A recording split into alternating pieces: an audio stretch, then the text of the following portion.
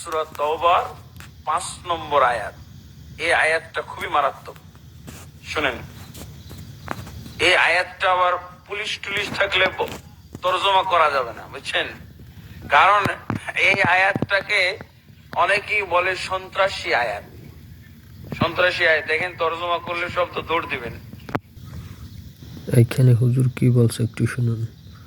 কোরআন শরীফ এবং এটা নাকি আল্লাহ প্রদত্ত ধর্মগ্রন্থ, যেটা পুলিশের সামনে তেলাওয়াত করা যাবে না। তাহলে শুনুন কি বলে। বাংলাদেশে এটা তেলাওয়াত করা যায় যাচ্ছে, কিন্তু তর্জমা করা চলবে না। তর্জমা করব, ভয় পাবেন না তো?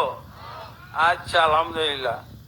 দেখা যাক সূরা তাওবার কয় নম্বর আয়াত? 5 নম্বর আয়াত। এখানে শুনেন কি বলছেন। فإذا انسلخ الأشهر الحرم فاقتلوا المشركين। আল্লাহ তাবারক ওয়া তাআলা বলছেন, যখন হারাম মাসগুলো অতিবাহিত হয়ে যাবে। হারাম মাস চিনেন তো? কয়টা হারাম মাস? আরবিতে 12 মাসের মধ্যে 4টা হলো হারাম মাস। হারাম মানে সম্মানিত মাস। রজব, জুলকাদা, জুলহিজ্জা আর হলো মুহররম। এখন কথা হলো, আরবিতে যদি হারাম শব্দের অর্থ সম্মানিত হয়, তাহলে তো কোরআন ইসলামে তো শুকর হারাম। তাহলে কি শুকর হারাম বলতে কি বোঝায়? সম্মানিত। আরবি প্রথম মাস হলো মুহররম, এটা হলো হারাম মাস। এরপরে হলো রজব, 2টা হারাম মাস। এরপরে জুলকাদা, জুলহিজ্জা, এই 4টা হলো হারাম মাস। আল্লাহ কি বলছেন রাসূল সাল্লাল্লাহু আলাইহি ওয়াসাল্লামের উপরে সূরা তাওবা নাযিল করে 5 নম্বর আয়াতে কি নির্দেশ দিচ্ছেন শুনেন। হারাম মাসগুলো অতিবাহিত হয়ে গেলে ফাকতুলুল মুশরিকিন, হে রাসূল আপনি আপনার মুমিন বাহিনী, মুমিন সম্প্রদায়কে অর্ডার দিয়ে দেন, তাদেরকে আদেশ দিয়ে দেন, তাদেরকে দায়িত্ব দিয়ে দেন। কি দায়িত্ব? ফাকতুলুল মুশরিকিন, মুশরিকদেরকে হত্যা করো যেখানেই পাও। মুশরিকদেরকে হত্যা করো যেখানেই পাও।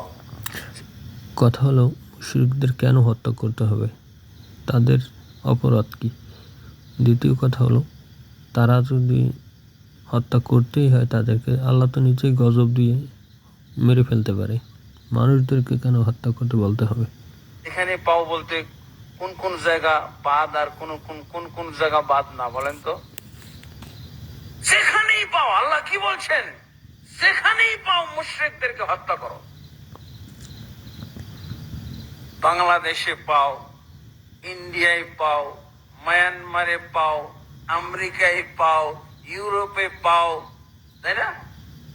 জঙ্গলে পাও, সাগরে পাও, যেখানে পাও বলতে কোন জায়গা বাদ আল্লাহ বলছেন নাকি? আচ্ছা, আল্লাহ তাআলা যদি এইগুলো মারতেই বলে, তাহলে তাদের সৃষ্টি কেন করলো? মারাত্মক কথা না?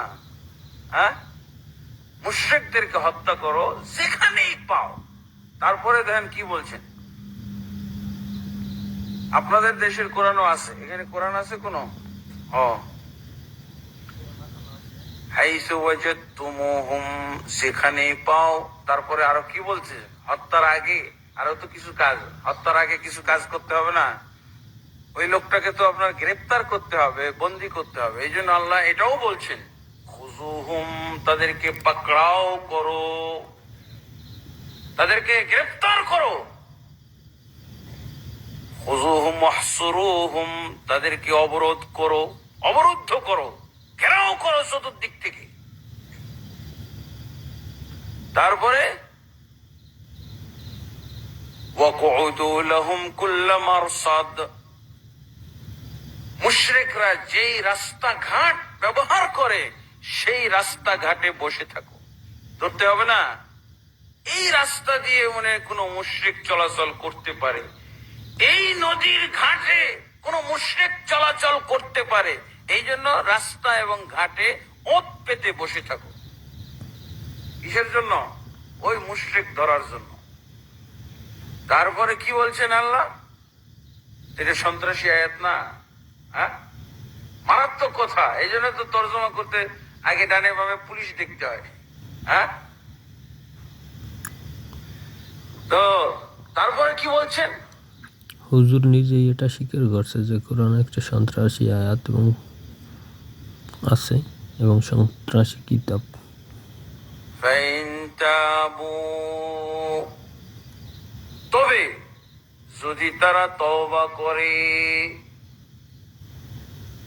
ওয়া আকামুস সালাতা, এবং সালাত কায়েম করে, ওয়া আতাউজ যাকাতা, যাকাত কায়েম করে, ফাখাল্লু সাবিলাহুম, তাহলে তাদের রাস্তা ছেড়ে দাও, তাদেরকে গ্রেফতার করে থাকলে তাদেরকে মুক্ত করে দাও।